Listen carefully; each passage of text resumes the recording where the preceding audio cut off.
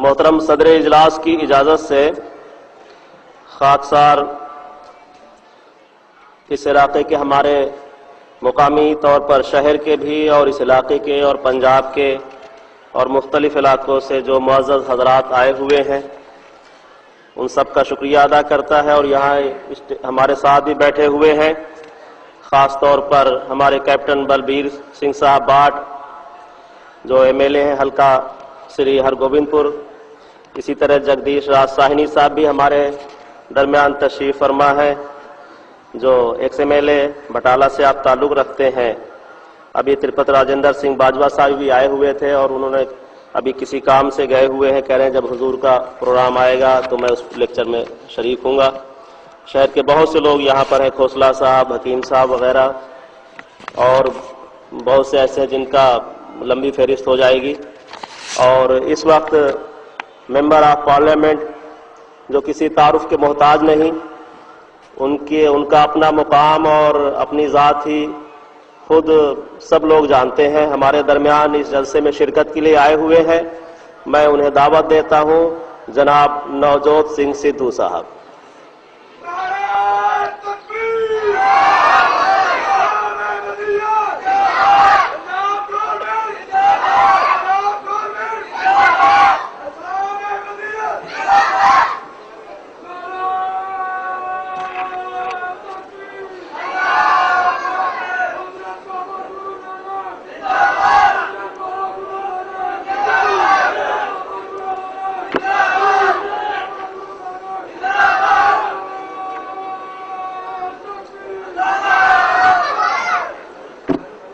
नतमस्तक है नवजोत सिंह सिद्धू अहमदिया जमात के लोगों के आगे।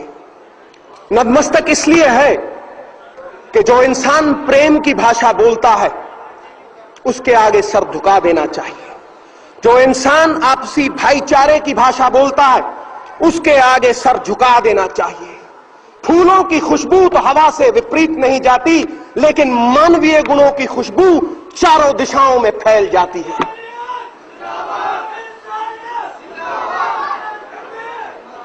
आज फैल गई है खुशबू हवाओं में उन मानवीय कर्मों की, मिर्जा गुलाम अहमद साहब के कर्मों की, जिन्होंने इस दुनिया में प्यार बांटा है, इस दुनिया से नफरत मिटाने की कोशिश की है।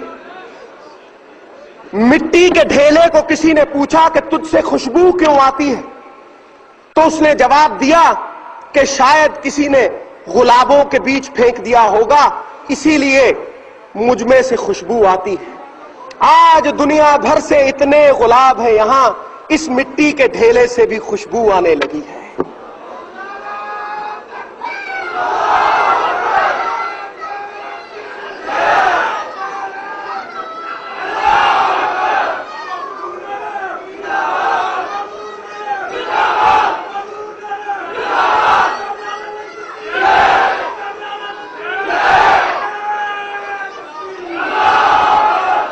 खुशगवार है नवजोत सिंह सिद्धू के इतना मान सम्मान मिला, ऐसे अहम लोगों में बैठने का मौका मिला। शुरू करूंगा बाबा नानक की एक गाथा से, एक कहानी से, जो धर्म का मतलब बड़े स्पष्ट शब्दों में समझा देती है। बाबा नानक के पास कोई गया और उसने पूछा कि मुझे जीवन का मूल्य समझाइए बाबा जी, जीवन का मूल्य क्या होता है। बाबा ने आंख मूंदी और एक सुच्चा लाल, एक सुच्ची रूबी बेशकीमत उसके हाथ में थमा दी और उसे कहा, जा इसका मूल्य लगवा के आ, इसे बेचना मत। चला गया। एक आदमी संतरे बेच रहा था तो उसके हाथ में वो बेशकीमत लाल थमा दिया और बोला, इसका मूल्य क्या है। उसने कहा, तेरा पत्थर अच्छा चमकता है, ले 1 दर्जन संतरे ले जा, ये पत्थर मेरे पास छोड़ जा। कहा नहीं, गुरु ने कहा है बेचना नहीं है। आगे चला गया। एक आदमी सब्जी बेच रहा था, उसके हाथ में वो बेशकीमत रूबी थमा दी और उसे कहा, इसका मूल्य क्या है। तो उसने कहा, अच्छी चमक है तेरे पत्थर में, ले 1 बोरी आलू की ले जा, ये पत्थर मेरे पास छोड़ जा। कहा नहीं, गुरु का हुक्म नहीं है। आगे चला गया। सोने का काम करने वाला एक सुनियारा मिल गया। सुनयारे ने जब देखी वो रूबी, उसकी आंख की पुतली खड़ी हो गई। उसने कहा 50 लाख रुपए अभी देता हूं, इस नायाब रूबी को मेरे पास छोड़ जा। कहा नहीं, बेचने का हुक्म नहीं है। कहा 1, 1.5 करोड़, 2 करोड़, जितने चाहिए उतने पैसे देता हूं, इस रूबी को मेरे पास छोड़ दे। बोला नहीं, गुरु का हुक्म नहीं है। आगे चला गया, एक हीरो का जौहरी मिल गया। हीरो के जौहरी ने जब देखा सुच्चा लाल, उसने पहले कपड़ा बिछाया, परिक्रमा की, परिक्रमा करके माथा टेका, शीश निभा के पूछा कि कहां से लेके आया है ये बेशकीमत रूबी। बोला वाद विवाद का समय नहीं है, मुझे ये बता कि इसकी कीमत क्या लगाई है। बोला कीमत जानना चाहता है, सारी कायनात को बेच ले, सारी दुनिया को बेच ले, फिर भी इसकी कीमत तो कोई लगा ही नहीं सकता, ये तो बेशकीमत है। हैरान हो गया, परेशान हो गया, भागा चला आया गुरु के पास, चरणों में गिर गया, नतमस्तक हो गया और पूछा अब बताइए मुझे मानवीय जीवन का मूल्य क्या है गुरु साहब, मैं बहुत परेशान हूं, बताइए, ये बीती है मेरे साथ कि मानवीय जीवन का मूल्य जानना चाहता है तो सुन, चाहे अपनी जिंदगी 1 दर्जन संतरों के भाव बेच ले, चाहे उसे 1 बोरी आलू के भाव बेच ले, चाहे उसे बेशकीमत बना ले, तेरी सोच पे निर्भर है, तेरी दृष्टि पे निर्भर है कि तू जीवन को देखता किस नजर से है।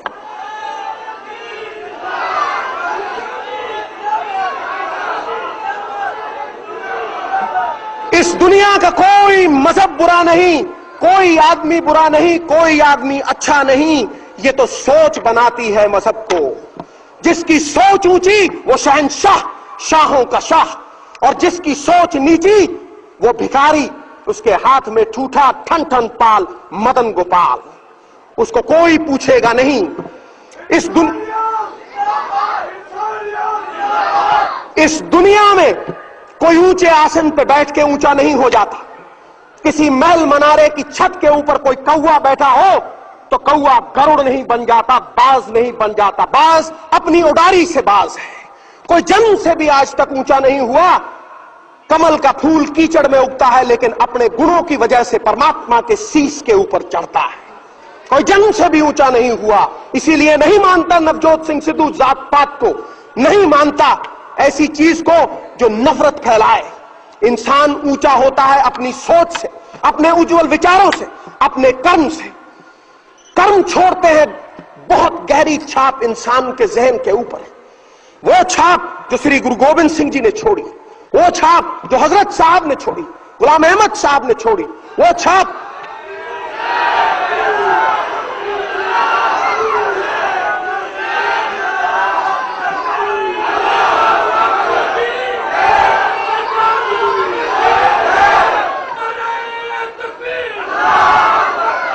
ये शरीर रूपी देह तो नष्ट हो जाएगी, लेकिन विचार और कर्म हमेशा याद रहते हैं और ये हमेशा याद रहेंगे, अमर होकर जीते हैं।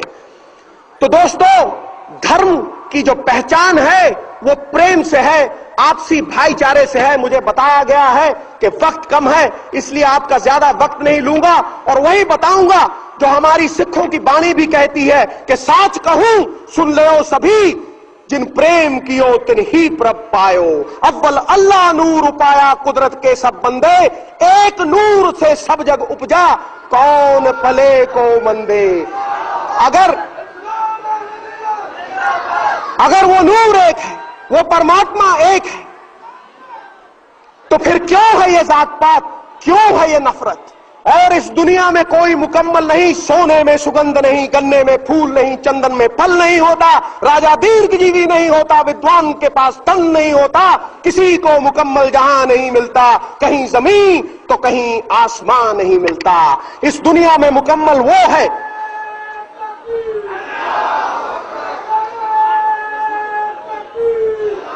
इस दुनिया में मुकम्मल वो है जिसने अपने अंदर उस परमात्मा की लौ को पहचाना है। चाहे उसे अल्लाह कहो, चाहे उसे राम कहो, चाहे उसे नारायण कहो, वो एक है। जैसे तिलों में तेल छुपा है, सागर में उसकी लहरें छुपी हैं, पुष्पों में फूलों में उनकी खुशबू छुपी है, वो परमात्मा आपके अंदर छुपा है। जितना वो मंदिर में है, जितना वो मस्जिद में है, जितना वो गुरुद्वारा में है, उतना आपके भीतर छुपा है। उस लोक के साथ एक होके देख, ये मतभेद मिट जाएंगे, ये गंदगी मिट जाएगी, तेरी सोच बदल जाएगी, तू पाक हो जाएगा, उस ब्रह्म का अंश हो जाएगा। सो ज्यादा समय ना लेता हुआ अपने अंदर छुपे उस परमात्मा को पहचानने की विनती करता हुआ नवजोत सिंह सिद्धू फिर आपके सामने नतमस्तक है कि आपने आमंत्रण दिया और ऐसे ब्रह्मज्ञानी लोगों में बातचीत करने का मौका मिला। प्रणाम।